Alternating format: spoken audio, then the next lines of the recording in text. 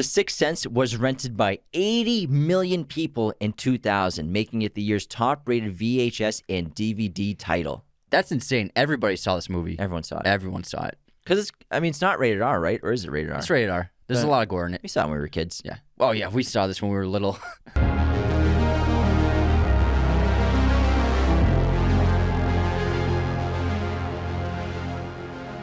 Hello, movie friends. Welcome back to the show. This is Anthony. And this is James. Today we're talking about The Sixth Sense. This came out in 1999, directed and written by M. Night Shyamalan. A frightened, withdrawn Philadelphia boy who communicates with spirits seeks the help of a disheartened child psychologist. And on IMDb, this has an 8.1 rating. It's a top-rated IMDb film on that list at number 156. 86% Rotten Tomatoes score from the critics, 90% audience score. $627 million at the box office on a budget of $40 million. This film was nominated for 6 Oscars. It didn't win any, but I could have seen it winning for Best Screenplay, maybe Best Director. But I mean, again, 1999 was an absurd year for films coming out. We did a whole episode in 1999. It's like one of the best years ever just for film in general. So many iconic films came out that year. And I also could have seen Bruce Willis getting nominated. He didn't get nominated for Best Lead Actor, but it is a really his best performance of his career for sure. It was a big year for actors too. I mean, so Best Actor. Kevin Spacey? Kevin Spacey won for American Beauty. That was the year American Beauty cleaned up shop. Denzel was nominated for The Hurricane. Russell Crowe, Sean Penn, Richard Farnsworth. So there was a lot of great performances going on in that year. Also Green Mile, The Matrix. So many movies came out. And this was such a gigantic success. I mean, $600 million for a movie that's not about superheroes or franchise or a big blockbuster studio pick. That's a big deal. And this was a sleeper hit. No one was really talking about this film at all before it came out. And even Entertainment Weekly, that the popular magazine, they're supposed to be like experts on film. They didn't even put it up in their list of the over 100 anticipated movies of the summer of that year. 134 film summer preview of 1999. Sixth Sense was not on the list. So nobody saw this film coming, although obviously the studio thought it would be a hit because they put it in the summer. You don't put a movie in the summertime unless you think it's going to make money. So I think they knew what they had in their hands. Yeah, and in 2007, the American Film Institute ranked this as the 89th greatest movie of all time. This is one of the newest entries of the list at the time. But again, this is 2007, so I'm sure plenty more have been added to that list. It might not even be in the top 100 anymore. I wouldn't put it in my top 100, but it's still a great movie. And this is a time before, the internet. This is still early. This is the 90s, so it's still before everyone had, a smartphone and social media. Well, there was like AIM and like in a few websites. There was like 7 websites. Yeah. But this movie became so successful through word of mouth. It's one of those rare things like Blair Witch Project, same thing, word of mouth, just fever pitch. Everybody was talking about this movie of all ages. Even when we were kids, everyone was talking about, we saw Sixth Sense. Oh my God, it was amazing. And you hear it was just like this chirping all over the place of everyone buzzing about the Sixth Sense and its amazing twist and how you never see anything like it. And that's what really drove people into the box office. Yeah, we won't reveal the twist for a little bit. I say we go like 10 minutes or something like that before we reveal the twist and everything. But this was one of those films because, again, this, like Anthony was saying, this is pre-superhero juggernaut box office smashes. This is before Spider-Man, even in 2001. This is before Batman Before Begins. X-Men. X-Men was in, 2000? So this is right before that. Obviously, we had a couple Blade movies. And not huge hits, though. And some like Marvel comic book movies here and there, but they weren't massive. And obviously the Batman movies were terrible in the 90s. So this movie, post-Titanic, which Titanic was the king of the box office for several years, that came out in 1997. But still, this movie making $627 million at the box office is absurd for that time. This wasn't M. Night's first movie. He actually made 2 movies before this. The first one was like a $750,000 budget. He plays a lead character that goes back to India to learn about his roots and his family and his past and reconnect with that part of his life. And then he made a movie in 1998 that's called something Awakens? Awakenings, or? No, not Awakenings. That's directed, but that's actually a really good movie. So I've always assumed that The Sixth Sense was his debut, but I'm incorrect in that. So this movie, it came out in 1998. Hold on, I'm pulling it up real quick on IMDb. But it makes sense that this isn't his first movie to get, because the studio gave him $40 million, so it would make sense that they saw him as a proven director with other projects, knowing that he could pull off a movie, because that's a lot of money to invest in a drama that doesn't have huge action, huge set pieces. You just mainly focusing on this little kid and one actor for the most of the film. So that makes sense that he had proven himself before. Well, so 1992, he made Praying with Anger. That was his first feature film. Then Wide Awake was the film in 1998. That was actually a box office bomb on a $6 million budget. That film grossed less than $250,000. So it was a bomb. I haven't seen it, so I don't know if it's a good movie, but the ratings on IMDb are under 6. But I think what got M. Night the shot with The Sixth Sense is the script, because as soon as he wrote that, and in the first day it was on sale, it sold like immediately. So I think the script is what gave the studio the backing for him for $40 million to make this movie. Yeah, oftentimes scripts, they're bouncing around the industry before they're sold, and agents are reading them, producers, actors, directors are reading scripts before they're ever sold. And so I'm sure that everyone in Hollywood was talking about this script and waiting for it to go on sale. Yeah, and you could easily say it's his best screenplay in his entire career. It is really a brilliant script. But before we continue, the best way to support Raiders of the Lost Podcast is to become a patron at patreon.com/Raiders of the Lost Podcast, where you get awesome perks like our podcast schedules, personalized videos, Patreon shoutouts on the show, and weekly bonus episodes. We also just launched our podcast masterclass online course. So for anyone who wants to start a podcast or improve their current podcast, our 22-chapter 46-video lesson course will give you all the secrets behind the scenes of our show. The link is podcastmasterclass.teachable.com, or just go to our website, raidersoftheLostPodcast.com. It's right there on the homepage. You can also check out all of our sources of content, our merch, our custom movie posters. Thank you so much for tuning in around the world. Be sure to subscribe, follow, hit the notification bells wherever you're tuning in. And then obviously a main reason why the movie even got recognition, probably from the trailer and posters and marketing, is because Bruce Willis is your star. Yeah. And Bruce Willis was gigantic at this time in his career. The 90s were really big for him. And yeah, he made a ton of great movies. Pulp Fiction, Die Hard. Yeah. I mean, 12 Monkeys, Unbreakable after this. Moonrise Kingdom, obviously now Looper, but The Fifth Element was also a huge movie. He just opened the Planet Hollywood restaurant with Arnold Schwarzenegger. Huge star. And he was getting $20 million a movie. Like, he was top of the mountain of Hollywood in the 90s, and he actually never he never intended to be in this film. He was basically strong-armed, forced into this movie by the studio, by Disney actually. What happened was Bruce Willis, he starred in this film called The Broadway Brawler, about a hockey player, and he develops a romantic relationship with a woman in the neighborhood, and it's like a dark romantic comedy. And they were in production of this film for a couple months, and then it shut down, and the entire production was just canceled because Bruce Willis was fighting with the director and producers constantly, and then eventually it got so bad on set that they just shut the entire thing down, and the studio had funneled $28 million into the production. Like, they were like halfway done with filming. No one's ever seen footage of this movie. It's just always been locked up. Nothing ever came out, no posters or anything, but the entire thing was just destroyed, mostly because of Bruce Willis. And so the studio was preparing a lawsuit against him. It was going to be like suing him for like $18 million or something. So he was facing big litigations because he would have to pay that and also his own legal expenses. So who knows how much that would cost him in total. And so eventually he made a deal with Disney, who was the overseeing company. They owned the company that made that small movie, because Disney owns a bunch of production companies. And so the deal was Bruce Willis signed a 3-picture movie deal with Disney as a way to make up for ruining the production of The Broadway Brawler. And so the 3 movies he made as part of this deal were Armageddon, The Sixth Sense, and Disney's The Kid. So that's why he did the Kid. And, that's that little, when the young version of him. Oh, yeah. You know that movie? Yeah. I remember we saw that. That's why he did that movie. It's not like he wanted to make that movie. He had to. He didn't want to make Armageddon. He had to. And he didn't want to make The Sixth Sense. He had to. And the way that the studio made their money back was because he owed them like $17 million from the ruined movie. And so his contract, his quote for being in a movie was $20 million at the time. Like, that's how much he got paid every movie he was in. And so he was only paid $3 million for Armageddon as opposed to his normal $20 million.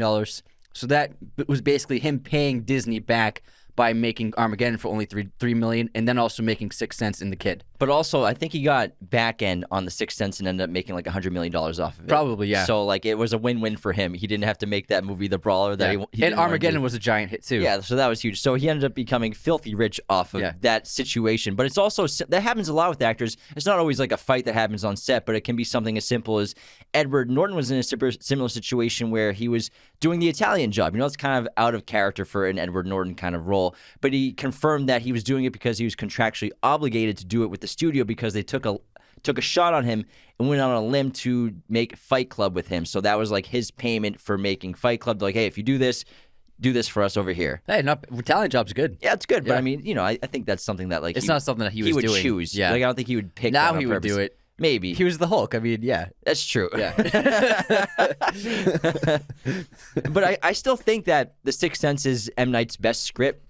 We talk about how he's a hit or miss director nowadays. He's made so many movies, and I would say half of them are good, half of them are meh.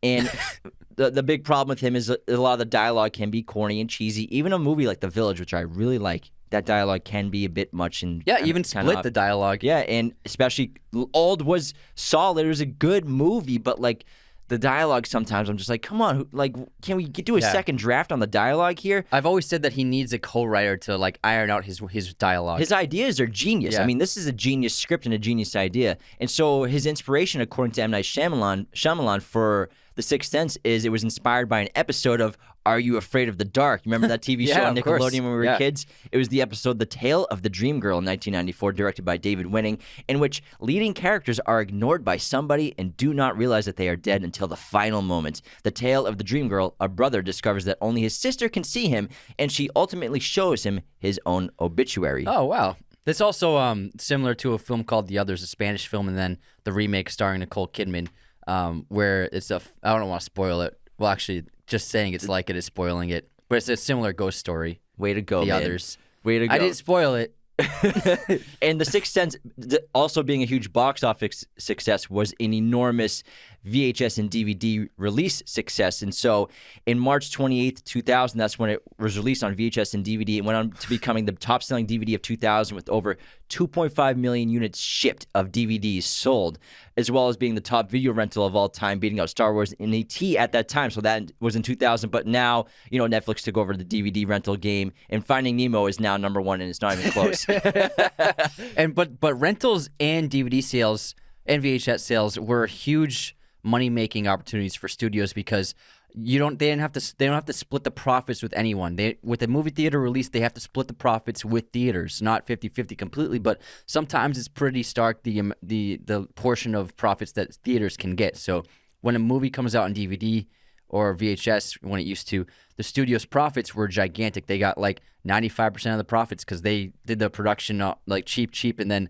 sold it for like $20 a DVD. So that was an opportunity for them to make a lot of money. That's how Fight Club ended up making its money back, not from theatrical release, but from DVD sales. Yeah, and this movie, it was such a huge sensation in popular culture. Everyone was talking about it, even kids, adults. Everyone was like, you got to see the Sixth Sense, and everyone was still talking about it. And I feel like it's kind of just lost that iconic status over the last several years because so many great movies have come out. And I think it's because Shyamalan's become so known for his twists. Yeah. Whereas this twist is like it lost its power and its impact because he keeps doing twists. True. So like the twist ending of this movie is what makes it so good. That's what fulfills the emotional stakes of the entire film. At the time, no one saw this twist coming. No one expected it. And that's why it was a sensation. That's why everyone was telling everyone they knew to go see The Sixth Sense, wait till the ending, you gotta see what happens. But I think that like a lot of people, they suffer from memory bias. And so they'll look back and be like, oh yeah, I saw the twist coming the whole time. It happens a lot in pop culture. People We see it a lot. I know, dude, no one saw this goddamn twist coming. If you saw it and you guessed it the first time, for real, good for you. But I think most of the people who say that they saw it coming are so full of S. That's like you got someone commented that he predicted the twist of Tenet 20 minutes in, and you replied like, "Oh wow, you predicted the ending without knowing the villain, the setup, or the stakes. Wow, or the amazing. rules of the world, or the rules, or how time inversion works. Yeah. Congratulations, you figured it out. Yeah, so such BS. But this twist, we're gonna spoil it now because we're deep enough in. Bruce Willis. Thinking that he's alive in a child psychologist trying to help Cole, discovers by the end of the film that he actually is one of the ghosts that Cole can see. He just was unaware of him being dead. Yeah, so Bruce Willis plays Dr. Malcolm Crowe, and I like this character a lot because he seems to kind of have sort of like when we talked about Doctor Strange, where Stephen Strange, he only takes on cases that he knows he can cure or help his career. And maybe it kind of seems like Dr. Malcolm Crowe has that effect or has that kind of mentality somewhat. Of course, he gets that award from Philadelphia for his service to the city. They call him his son for outstanding care to child psychology. But in cases like Vincent Gray, he couldn't help that boy, and we don't know exactly how that situation ended, whether he fully tried or not, or maybe he was like, I can't do anything for him, so I'm just going to move on, which caused Vincent Gray to decay even more mentally. I would guess that Vincent saw a bunch of therapists and psychologists, and then it got to the point where maybe he was just institutionalized at a certain age. Like maybe he aged out of Bruce Willis, of Malcolm's specialty. Yeah, but You know it what I seems mean? like Malcolm was also very much oriented to having the most successful career he possibly could have. Yeah, because his wife, Anna hints that he'd put work first and her second. Even though at the end he says, you were Never second. It's an emotional ending. Yeah. And so I will say, I have not been very kind to this film over like the last decade or so, because I've always viewed the twist from like a practical standpoint, and it used to bug me how like Malcolm would just show up in these scenes and these sequences, like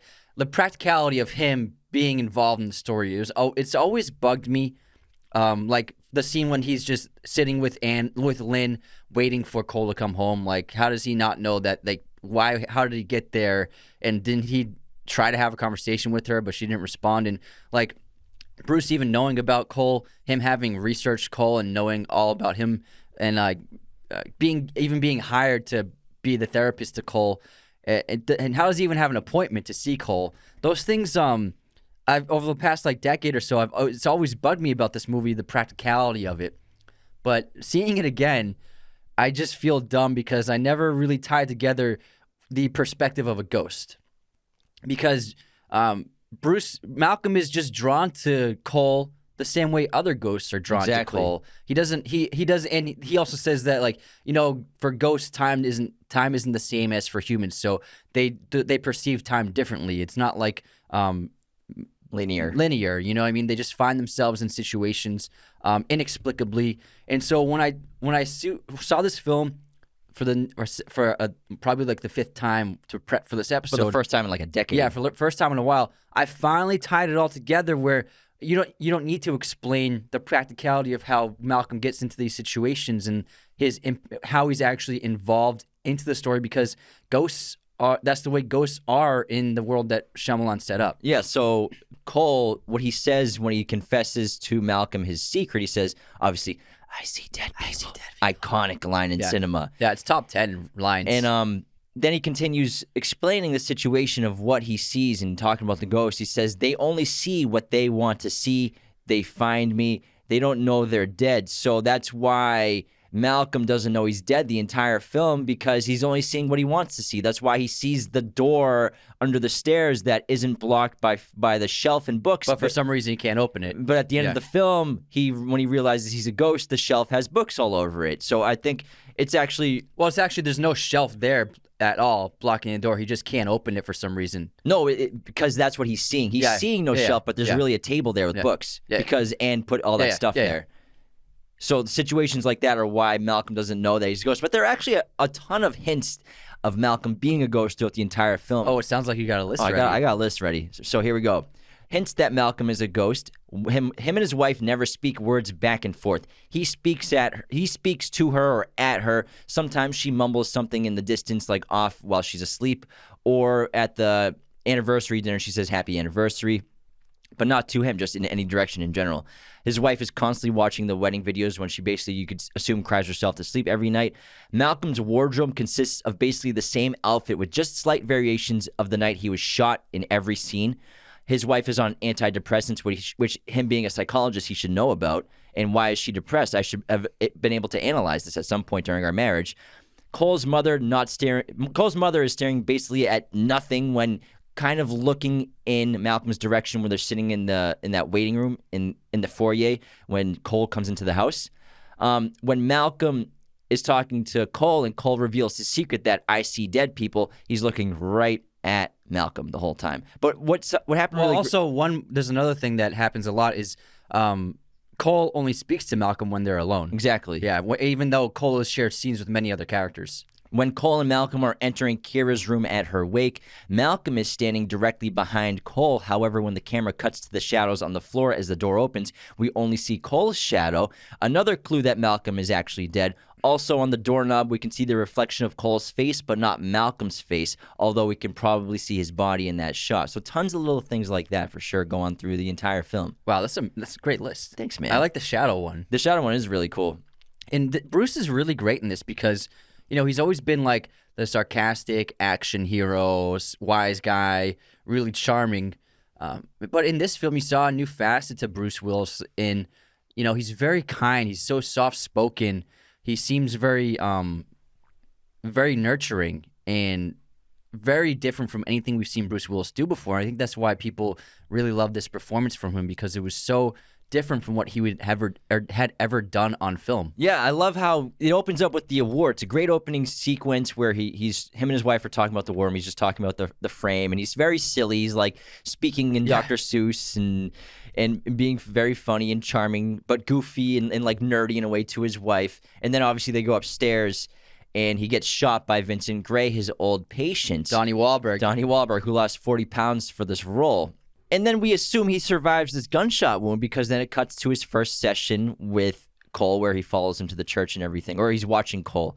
And then I love the first interaction with Cole and Malcolm where he's, like you said, he's very nurturing. He's very sweet. He knows how to speak to children. He makes everything into like these fun little games in order to get them to open up. And it seems like he could have been a great father, even though he never was a father, which is kind of ironic for him being a child psychologist. And the way that Shyamalan directs these scenes, especially like that first scene with Cole, in a lot of these scenes, is he uses a lot of long takes. They're kind of like hidden because you see different setups and the camera moves around. But like the kitchen scene when the drawers open, it might be the best shot in the whole movie. Yeah, it's a terrific one take where he follows Toni Collette's character Lynn from the kitchen into the laundry room, and then she comes back into the kitchen and all the drawers and cabinets are open, and it's one of the best moments of the film. It's a long take. The Italian restaurant scene when Anna on the anniversary is signing for the check and talking to herself, but Malcolm thinks she's like just ignoring him. That's a great long take where he doesn't cut from actor to actor. He slowly pans from actor to actor, which is something that is pretty rarely done nowadays for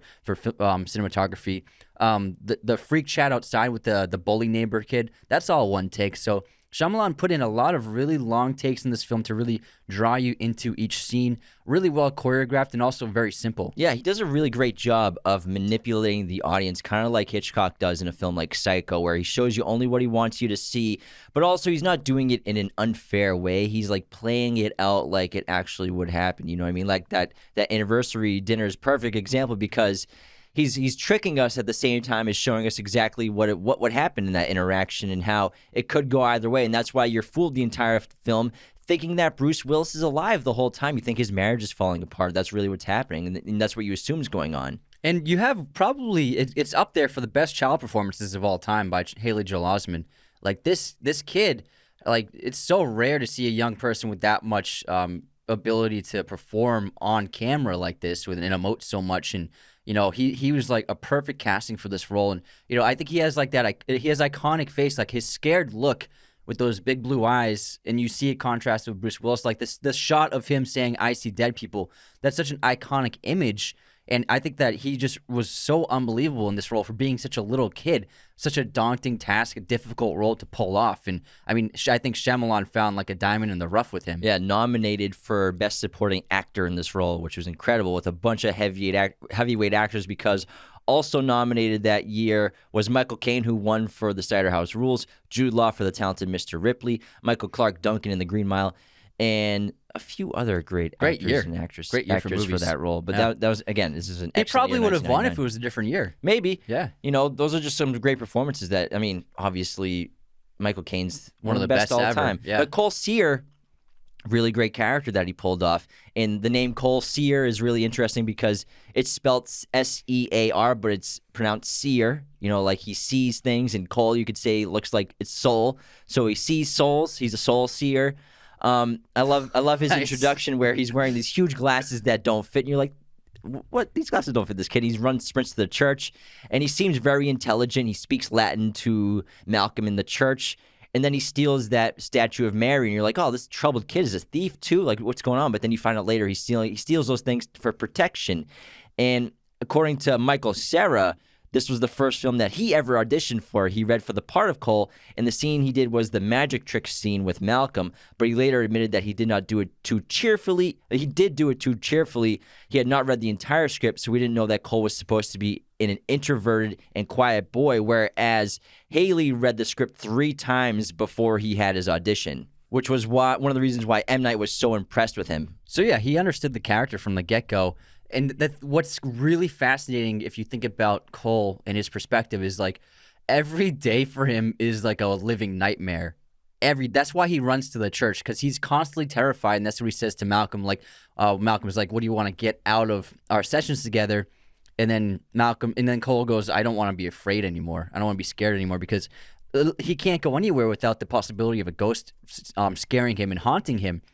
Like the scene when, and I love what M. Night Shyamalan did, which was so smart, is he didn't show the ghosts until after Cole revealed the secret of him being able to see ghosts. It's like the first 2 acts we don't see anything. So I think it was so terrific to do it that way, where the audience doesn't know if something's really wrong with Cole or if it's all in his head, just like Malcolm. So we're in the perspective of Malcolm for the first half of the film, but then once Cole reveals his secret, then we're in Cole's perspective, and we finally see what he's seeing, and we now finally understand why he behaves this way, why he's so scared. We got a few hints, like we heard the voice in that box, but that's still something like, oh, he could be suffering from schizophrenia, like hearing voices. Maybe that's what it is. Maybe it is a mental condition. But then when we see that he is actually seeing these dead people, and they are actual ghosts, especially which is proven true when he helps the little girl who was poisoned by her stepmother, then we know these are real dead people who are interacting with Cole.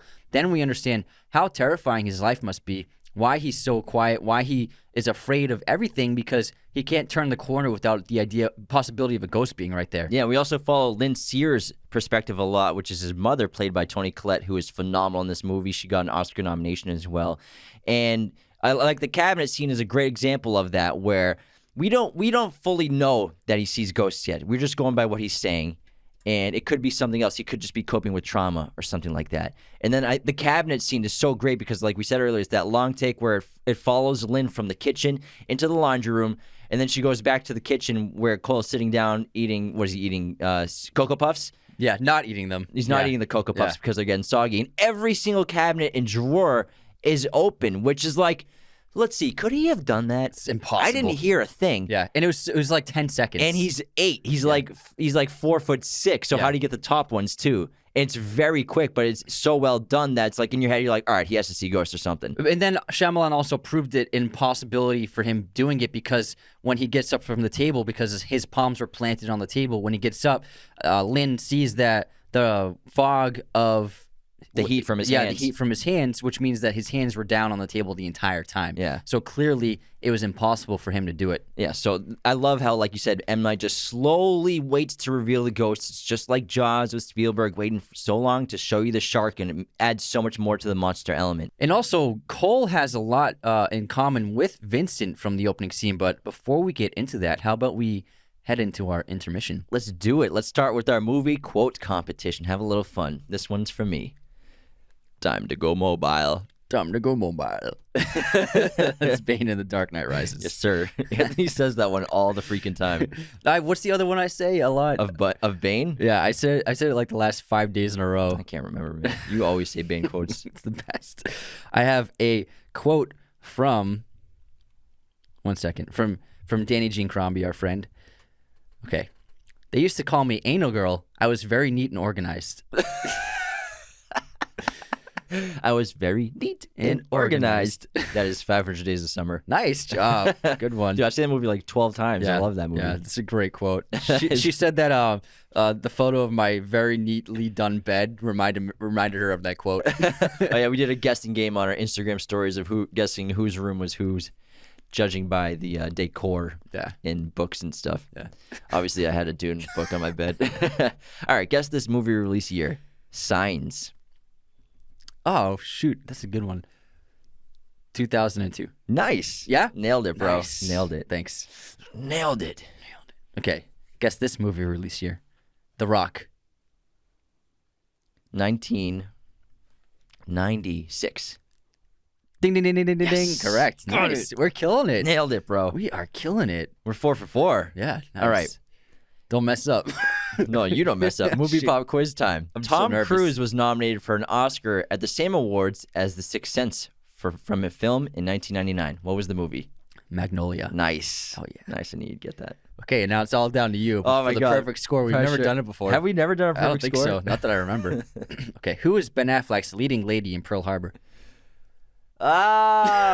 What's... Oh, man. Hold on. It's all coming down to you, man. What's her name? She's in Underworld. Yes. Who is it? Why can't You I think gotta of get her the name? You can't just say the girl from Underworld. Kate Beckinsale. Yes. Got it. Nailed it. High 6 for five. 6. High 6 five in for the air. 6. Let's go. Wow, that Let's never go. happens. Must have been that tea. All right, who we got for haters and unsubscribers this week? So we got some real haters, some mean haters. We had a few for sure. So I posted a Lord of the Rings clip talking about, we listed off all the ages of the main cast of Lord of the Rings, and it's a really interesting clip to see like how old they all are. And then James, he pronounced Galadriel, which is what I would say too. Sorry, for Like, we're Boston. not- Pronounced everything wrong on purpose. Yeah. But then he Or by got accident. so much. There were like 50 comments of people Hey, it giving went you viral. shit. I'm good. It's all Like good. so many people. My favorite comment though was Versetter wrote, "Imagine the way he said Galadriel and not wanting to punch him in the face." Bring it. Want my address? And then I replied, "Imagine being triggered by someone mispronouncing a name." For real. It's a TikTok video. You're Jeez threatening Louise. to punch someone in the face. Jeez Louise. Get a life, bro. My goodness. I'm sorry I said Galadriel. Sorry. This is how I was raised. Go to Massachusetts. No one says anything correct. Yeah, that's actually true. This is very true. City full of people pronouncing words wrong. And then we have, help, I can't think of a username, please. He commented in our Spider-Man, one of our Spider-Man memes, the Aunt May one that I posted with Willem Dafoe with the Drake hair. He wrote, "Bro, spoilers came out like 2 weeks after the movie came out. I'm sorry to say I have unsubscribed." But then I convinced him to resubscribe. And then our godfather tier patron of this episode is Ariana Ricken, a huge fan of our show. We love you so much. We appreciate your support.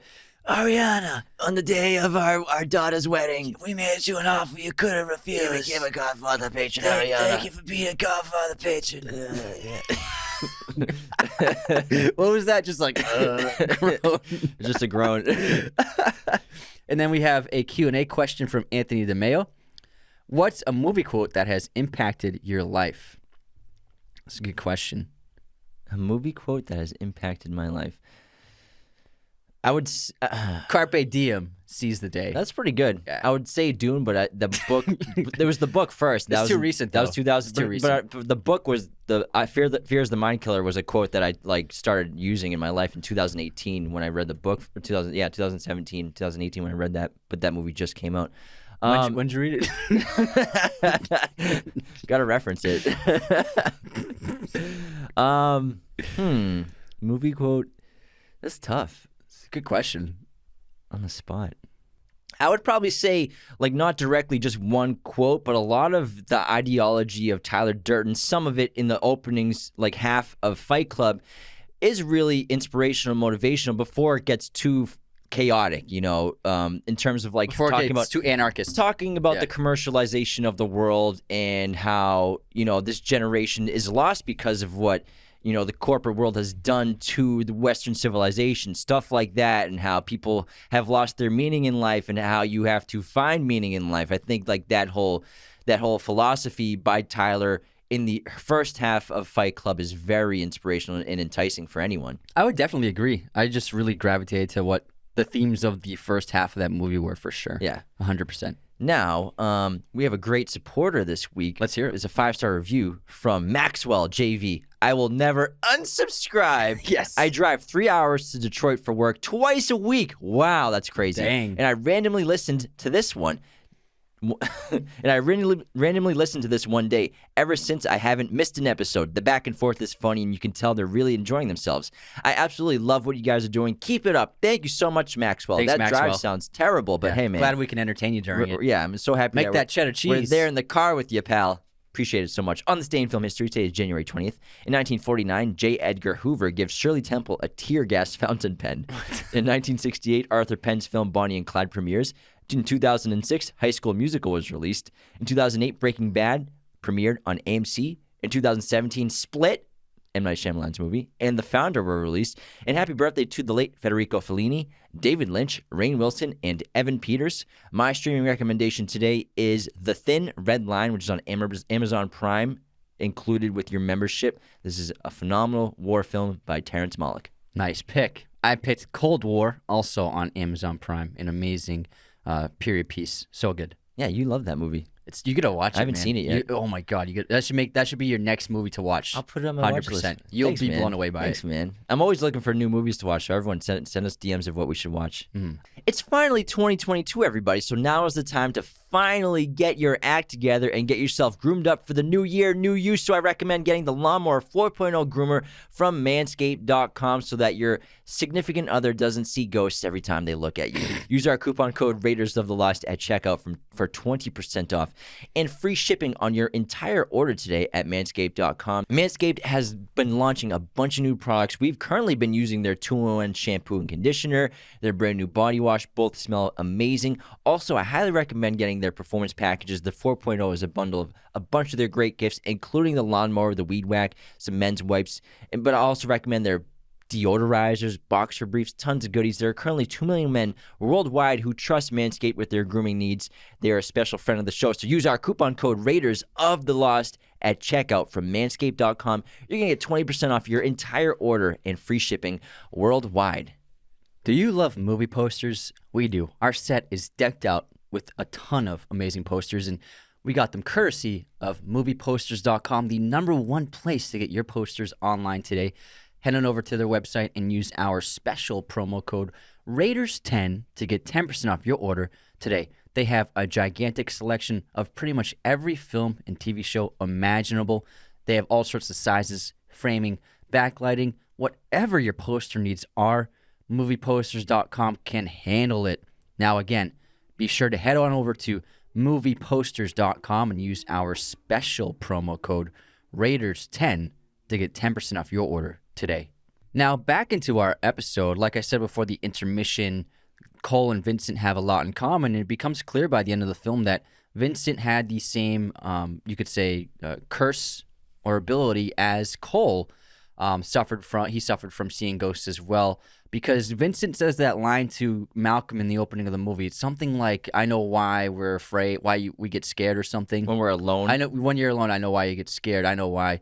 And also, if you look closely, he has a white spot on his hair in the back of his head, and Cole has a white spot in his hair beside his ear as well. And so those look like they're markings of someone who can see ghosts, because clearly we see in the photographs, the childhood photographs of Cole, when Lynn is looking at them for a new from a new perspective, and she notices that there's like a lens flare behind Cole in all the photos, that clearly that is some kind of a mark of a person who can see the undead. Yeah, and it must be a really terrifying thing. And this movie, it's a great redemption arc for Malcolm, because he failed Vincent Gray. He wasn't able to help him. And this is what we can assume Cole would turn into, is a Vincent Gray. Completely lost his mind because of decades of seeing ghosts everywhere he goes and no one being able to help him, no one believing him, and probably not even being able to tell people the secret that he has. And so because Vincent Gray killed himself and Malcolm thinks that he survived this shooting, this attack, and when he finally finds out that Cole is suffering from the same thing after he listens to the recording that he had of Vincent Gray when he left the room, and he could hear the ghost speaking in Spanish saying that he didn't want to die, and then he finally realized that Vincent Gray was suffering from the same thing, he's even more motivated to help Cole than ever before, because at that point, he says to himself, like, I can't help this kid, into his voice recorder. Medication will probably be needed. Even hospitalization will probably be necessary. And so he seems like he's about to give up on Cole, just like he gave up on Vincent. And also, it's very reminiscent of that tape recorder scene in The Exorcist in the basement. That's also like, you can tell he used a lot of inspiration from The Exorcist. You have a single parent with a young child. suffering from whatever's happening, whereas the girl is possessed in The Exorcist, and in this one, the boy is not possessed, but he has the ability to see dead people. So you can definitely see the inspiration he took from The Exorcist, and it's not like ripping it off. I think he did a really great job of, using that as a starting off point for his idea for the entire concept of the story. Yeah. And also, Toni Collette is so great in this film as Lynn. And she actually, this is the first horror film I think she was in, and then she eventually got dubbed a Scream Queen because she was in this. She's been in Hereditary. She was in Krampus, Fright Night 2011. So she's been in a ton of horror films, and this one she's great in. And Lynn herself is going through some sort of trauma as well. We find out later on in the film when Cole eventually reveals his secret to her in the car, that she's been going through the emotional trauma of losing her mother at an early age when she was at that dance recital. She didn't think her mother got to see her dance, but Cole tells her that your mother did get to see you dance and you look like an angel. And also we can assume that she is suffering post-trauma from clearly an abusive relationship with her ex-husband. You can probably assume that those words that Cole writes on the piece of paper in the red font are things that his father would say to him, like, I'll kill you if you don't shut that baby up. Shut that baby up. I can't take it anymore. Stuff like that. So you can assume that he was a very bad guy. I'm guessing that his father died, and then Cole sees him sometimes. And that's what the father says when Cole sees him. Maybe. That's my guess. I think maybe he's in jail or something. Yeah, but if Cole was a baby, how would he know what he was saying when he was a baby? What if he went away when he was young? Well, I actually, but yeah, I do like how it's not even addressed what happened to him. It's not important. It's very vague. It's kept open. Maybe you're probably right. Yeah, thanks, man. Yeah, anytime. And ultimately, I think that Cole, yes, he's a seer, but I think what Malcolm makes him realize is that he is a healer. He can be a healer for both the dead and the living. He heals both. There's a great moment when Lynn's having a nightmare, and she's like wrestling around in her bed and speaking and talking in her sleep and clearly having a terrible dream. And then Cole comes in to her bedroom. He doesn't wake her up, but he places his hand on her head, and she immediately calms down and goes back into a pleasant sleep. And then he also, heals the dead, the ghosts. He eventually learns that he can help them and move on to the afterlife by healing their trauma, by healing them, by making them feel fulfilled and ready to leave after, like, for example, the little girl finally being able to tell her father that she was poisoned by her stepmother. So I think that there are a few clear examples that Cole... Is it stepmother or mother? It could be mother. I think I'm assuming stepmother for some reason. I think it's the mother. It could be it's probably the mother. And so Cole, eventually, I think he'll fall into this role as an adult of being a healer to these people. And I like this concept so much about Cole, whether what's going on with him being able to see ghosts since he was born, whether it's a curse or a gift. And it reminds me so much of how we were just talking about Constantine, and Constantine went through the same thing. I have this curse, whereas Gabriel tells him, no, you have a gift. And it's how you use that gift as to whether you'll be able to live with it probably or have a fulfilled life.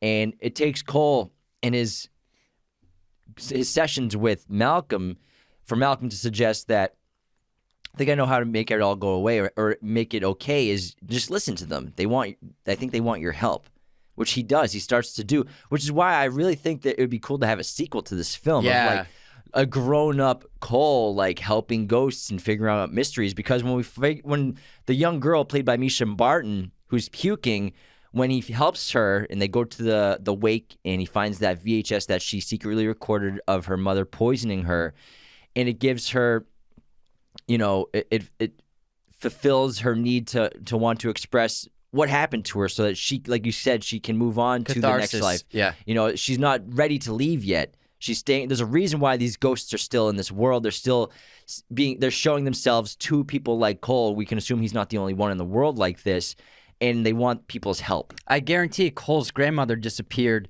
after he revealed that story to Lynn. Probably. Because maybe that's something that the grandmother always wanted to tell Lynn. And so once Cole tells Lynn the story about the dance recital, then I'm sure Cole never saw his grandmother again. And Cole has been always just too terrified to tell her that he can see ghosts, probably because he's a very smart kid. As soon as he gets in trouble for drawing what he sees in his everyday life, he goes right back to drawing people smiling, rainbows, dogs running, because no one has meetings about that, and he does that immediately because that's how smart he is. And a ghost trying to communicate with Cole to tell them what they need from him is frightening. Like the little girl puking up the poison soup. It's a horrifying image, but she's trying to show him what happened to her. So she's trying to communicate this, I was poisoned, but once he sees her throwing up, it's so scary he runs away from her. So he needs to learn that eventually that these ghosts, they're not trying to hurt him, they're not trying to scare him.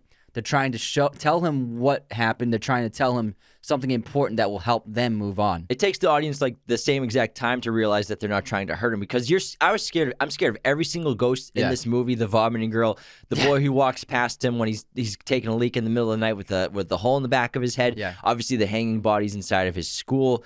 But then when you learn that they just want his help, then it's like, oh, okay, I'm not scared by these ghosts anymore. Yeah, and I think one of the best reveals is the ghost who seems as though it's his mother dressed in a bathrobe in the middle of the night when he goes into the kitchen and she turns around. It's a woman who slit her wrists and starts like screaming at him.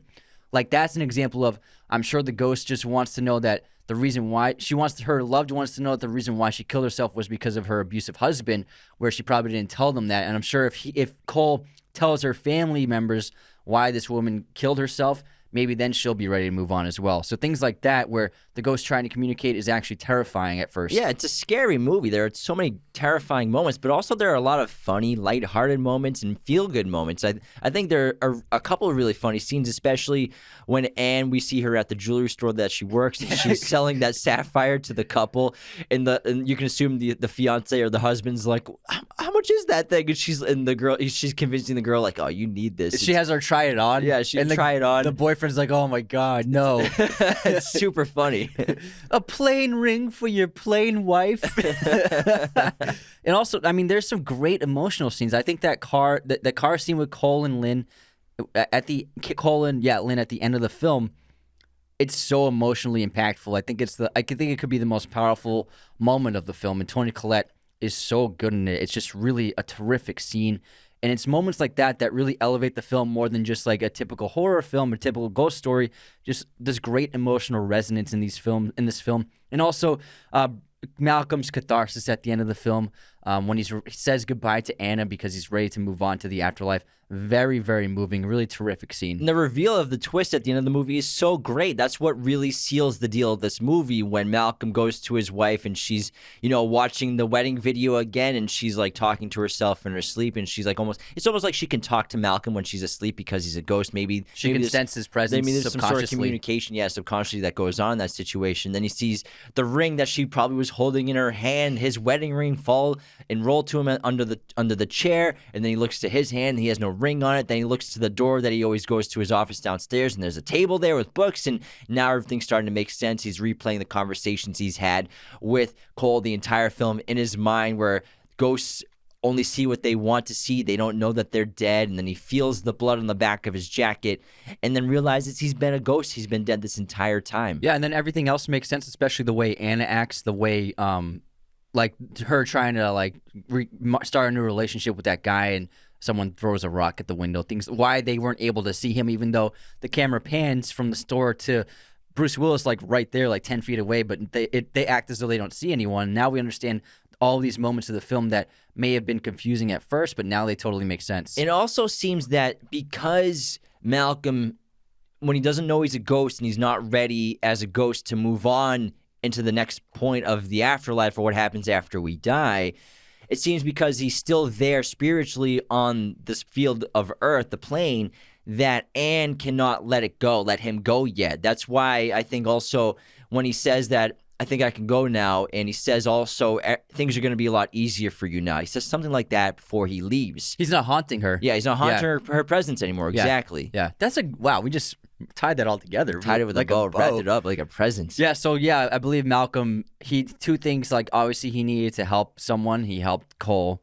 which is why he was there, and also he needed to move on and understand that he's not going to be with Anne anymore. So I would say those are the two things that he needed to do in order to achieve the cathartic moment of realizing that he's ready to move on and want to move on. Yeah, and what did I say when this movie was over the other day? Remember what I said? Nah. It went right to roll credits, and I was like, oh, what a happy ending. He's like, a happy ending? He's dead. He's dead. Her husband is dead. I was like, you know what I mean? Because it's a feel-good ending. It does, because like Bruce Willis like smiles, and then it fades to white, like he's moving on to the afterlife, and it's like he's in heaven now, and it's like, but he's still dead. She's got a dead husband. That sucks. And this kid still sees ghosts. Yeah, it's horrifying.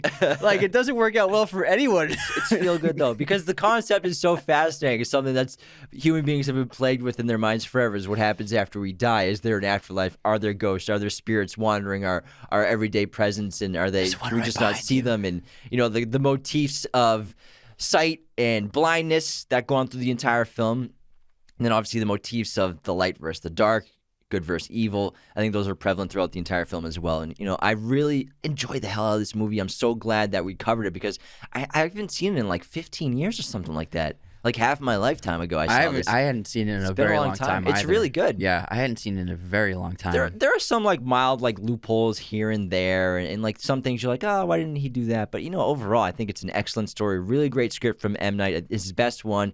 He'll be his best movie his entire career. Yeah, it's his best. It's a standout. I think it's a really terrific film, an awesome horror film, very original, very unique.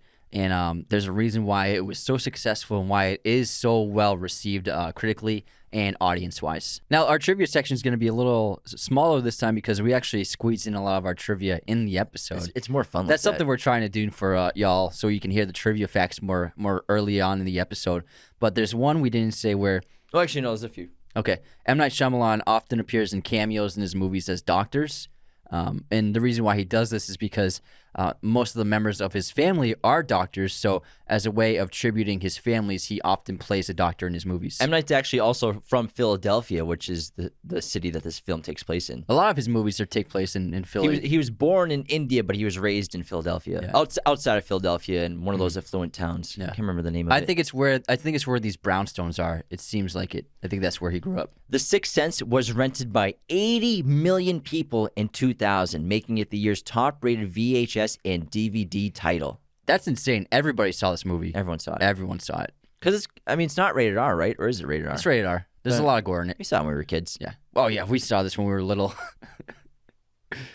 David Vogel, then president of production of Walt Disney Studios, read M. Night Shyamalan's spec script for The Sixth Sense and instantly loved it. Without obtaining corporate approval, Vogel bought the rights to the script despite the high price of $3 million and the stipulation that Shyamalan had to direct the film. Sure, you got a pat on the back for that. Good call. All right, and that wraps our episode of The Sixth Sense from M. Night Shyamalan. We hope you enjoyed this episode and this spooky film as much as we do. Be sure to become a patron at patreon.com/Raiders of the Lost Podcast today. I see dead people. Thanks so much for tuning in to Raiders of the Lost Podcast. Be sure to subscribe if you're new. Hit the like button, leave a comment. Find us on all audio streaming platforms, Spotify, Apple Podcasts, Google Podcasts. Wherever you listen to podcasts, you can find us. Find us on Twitter, TikTok, Instagram, Raiders of the Lost Podcast. Be sure to check out one of these other videos right here for more content on our favorite films and breaking down all kinds of movie content. Thanks so much.